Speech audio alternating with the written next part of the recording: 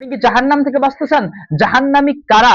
আল্লাহ সুবহানাহু ওয়া তাআলা 2 নম্বর সূরা 39 নম্বর আয়াতে আল্লাহ সুবহানাহু ওয়া তাআলা বলতেছেন, ওয়াল্লাযীনা কাফারু ওয়া কাযযাবু বিআয়াতিনা উলাইকা আসহাবুন নার হুম ফিহা খালিদুন। আল্লাহ বলতেছেন, যারা কুফরি করে, আল্লাহকে অস্বীকার করে, আল্লাহকে নিয়ে, কোরআনকে নিয়ে, ইসলামকে নিয়ে ঠাট্টা বিদ্রূপ করে, এ যুগে কোরআন চলে না, এ যুগে কোরআন দিয়ে রাষ্ট্র সংবিধান পরিচালনা করা যায় না, এ যুগে চার বিবাহ চলে না, দাড়িকে অপছন্দ করে, যারা আল্লাহকে, আল্লাহ রসুলকে নিয়ে, কোরআনকে ঠাট্টা বিদ্রূপ করে, আল্লাহ বলতেছেন যারা কুফরি করে, আমার নিদর্শনকে অস্বীকার করে, উলাইকা আসহাবুন নার, উহারাই, তাহারাই হলো জাহান্নামী, হুম ফিহা খালিদুন, সেখানে তারা চিরস্থায়ী, চিরকাল থাকবে। তাহলে যারা আল্লাহকে অস্বীকার করবে এবং আল্লাহর নিদর্শনকে অস্বীকার করবে, আল্লাহ বলতেছেন উলাইকা, তাহারাই, উহারাই জাহান্নামী, হুম ফিহা খালিদুন, সেখানে তারা চিরকাল চিরস্থায়ী হবে। নাউজুবিল্লাহ। আল্লাহ সুবহানাহু ওয়া তাআলা আপনি আমাদেরকে জাহান্নাম থেকে বাঁচার তৌফিক দেন। এজন্য কখনো কোনো অবস্থাতে আমরা রবের সঙ্গে কুফরি করব না, শিরক করব না এবং রবের নিদর্শনকে অস্বীকার করব না। যদি আমরা করি তাহলে আমরা মুনাফিক